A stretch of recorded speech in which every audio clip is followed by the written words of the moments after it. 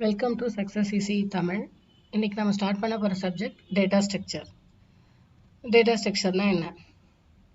Data structure is a way to store and organize data so that it can be used efficiently. So நம்ம use பண்ணுற டேட்டாவை நம்ம எப்படி ஆர்கனைஸ்டாக store பண்ணுறோம், அப்போ தான் நம்ம நெக்ஸ்ட் டைம் அந்த டேட்டாவை சர்ச் பண்ணும்போது ஈஸியாக நம்மளால் ஆக்சஸ் பண்ண முடியும். ஸோ நம்ம அந்த டேட்டாவை எப்படி ஆர்கனைஸ் பண்ணி ஸ்டோர் பண்ணுறோம் அப்படின்றது தான் data structure. Data structure is basically a group of data elements that are put together under one name and which defines a particular way of storing and organizing data in a computer so that it can be used efficiently.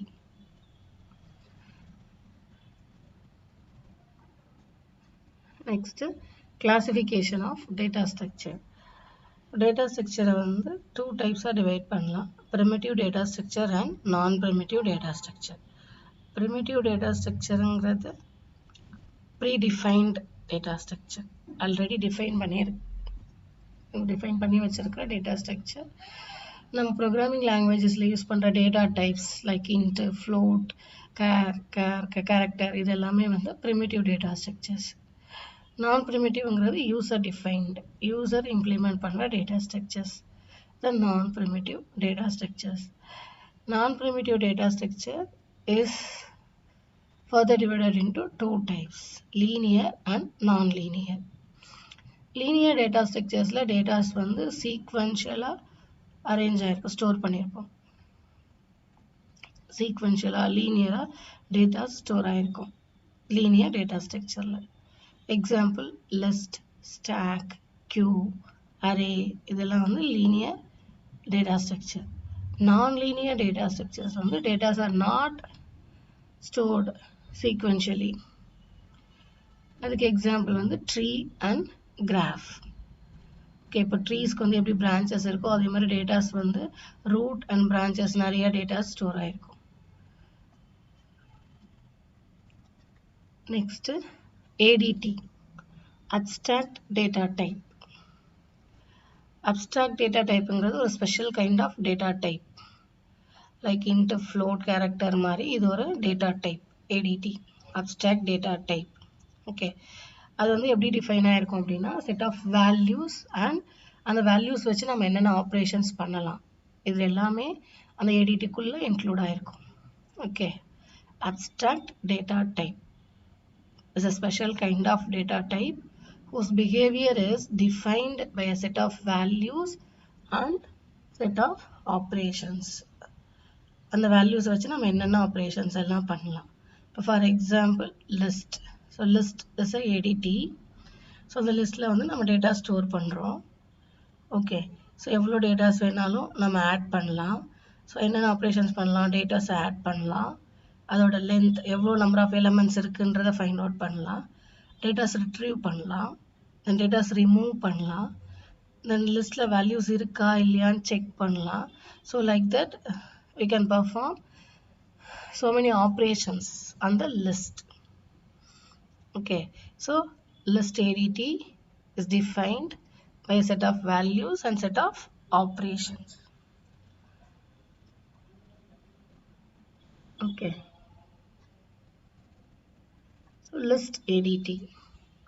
So list ADT ல நம்ம elements store பண்றோம், a sequence of items where positional order matters. So listல வந்து order sequential data store ஆயிருக்கும். ஓகேவா, so first positionல data, then next second position, then third positionல data store ஆயிருக்கும். ஓகேவா, so அதில் அந்த order of the position data வந்து எந்த பொசிஷனில் ஸ்டோர் ஆகிருக்குங்கிறது ரொம்ப இம்பார்ட்டண்ட்.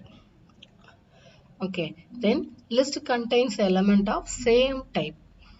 ஓகே, இப்போ ஃபார் எக்ஸாம்பிள் நம்ம ஒரு 10 இன்டீஜர் எலமெண்ட்ஸை ஸ்டோர் பண்ணுறோம் அப்படின்னா அந்த லிஸ்ட்டில் 10 எலமெண்ட்ஸும் இன்டீஜர்ஸாக இருக்கும். ஓகே, இல்லை நம்ம ஃப்ளோட் எலமெண்ட் ஸ்டோர் பண்ண போகிறோம் அப்படின்னா 10 எலமெண்ட்ஸும் ஃப்ளோட் எலமெண்ட்ஸாக இருக்கணும், இல்லை 10 எலமெண்ட்ஸும் கேரக்டர்ஸாக இருக்கணும். ஓகே, ஸோ லிஸ்ட்டில் நம்ம ஸ்டோர் பண்ண போகிற எலமெண்ட்ஸோட டைப் சேமாக இருக்கும். ஓகேவா, then the elements are arranged in sequential order. Okay, இப்போ ஃபார் எக்ஸாம்பிள் இப்போ எலமெண்ட் ஸ்டோர் பண்ணியிருக்கோம், ஃபர்ஸ்ட் எலமெண்ட் A1, அதோட position A1, next A2 and so on up to AN. okay, so இங்க n element ஸ்டோர் ஆயிருக்கிறதா எடுத்துக்கலாம். ஓகேவா? So இப்போ A1 இது வந்து ஃபர்ஸ்ட் பொசிஷனில் ஸ்டோர் ஆயிருக்கு.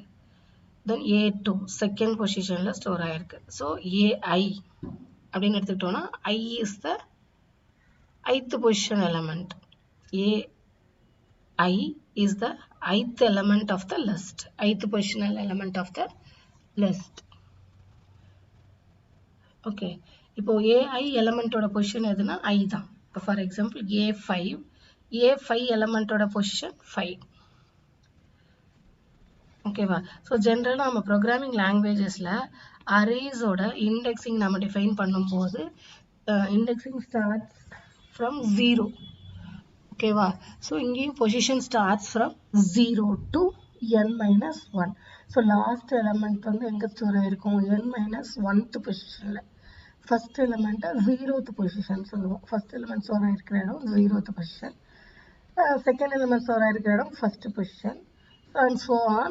லாஸ்ட் எலமெண்ட் n-1th பொசிஷனில் ஸ்டோர் ஆகிருக்கும். ஓகே, ஸோ இப்போ இந்த சைஸ் ஆஃப் த லிஸ்ட்னும் போது n number of elements store பண்ணுறோம் இல்லையா? So size of the list வந்து n. இப்போ அந்த லிஸ்ட் ஏடிடியை எப்படி இம்ப்ளிமெண்ட் பண்ணுறதுன்னு பார்க்க போகிறோம். Implementation of list ADT. List ஏடிடியை இம்ப்ளிமெண்ட் பண்ணுறதுக்கு நாம் அரே, லிங்க் லிஸ்ட் அப்படின்ற டேட்டா ஸ்ட்ரக்சர்ஸ் யூஸ் பண்ண போகிறோம். அரே யூஸ் பண்ணியும் லிஸ்ட் ஏடிடியை இம்ப்ளிமெண்ட் பண்ணலாம். லிங்க்டு லிஸ்ட் யூஸ் பண்ணியும் லிஸ்ட் ஏடிடியை இம்ப்ளிமெண்ட் பண்ணலாம். ஓகே, ஃபஸ்ட்டு அரே யூஸ் பண்ணி எப்படி லிஸ்ட் ஏடிடியை இம்ப்ளிமெண்ட் பண்ணுறோன்னு பார்க்கலாம். Implementation of list ADT using array. Okay, so இப்போ நம்ம அந்த லிஸ்ட் ஏடிடியை இம்ப்ளிமெண்ட் பண்ணி அதில் என்னென்ன ஆப்ரேஷன்ஸ் எல்லாம் டேட்டாஸை ஸ்டோர் பண்ண போகிறோம், என்னென்ன ஆப்ரேஷன்ஸ் எல்லாம் பர்ஃபார்ம் பண்ண போகிறோம்னு பார்க்க போகிறோம். ஓகேவா? ஸோ அரே யூஸ் பண்ணி தான் அதை இம்ப்ளிமெண்ட் பண்ணுறோம், ரைட்? ஸோ அப்போ நம்ம என்னென்ன ஆப்ரேஷன்ஸ் பண்ணலான்னா, ட்ராவர்ஸ் பண்ணலாம், இன்சர்ட் நியூ எலமெண்ட்ஸை இன்சர்ட் பண்ணலாம், எலமெண்ட்ஸை சர்ச் பண்ணலாம், டெலீட் பண்ணலாம், தென் டூ அரேஸை மர்ஜ் பண்ணலாம், தென் அது எலமெண்ட்ஸை வந்து நம்ம சார்ட் பண்ணலாம். அசெண்டிங் ஆர்டராகவோ டிசெண்டிங் ஆர்டராகவோ எலமெண்ட்ஸை சார்ட் பண்ணிக்கலாம். ஓகே, ஸோ இப்போ லிஸ்ட் ஏடிடியில் இந்த ஆப்ரேஷன்ஸ் எல்லாம் நம்ம பர்ஃபார்ம் பண்ணலாம் டேட்டாஸ்க்கு. ஓகேவா?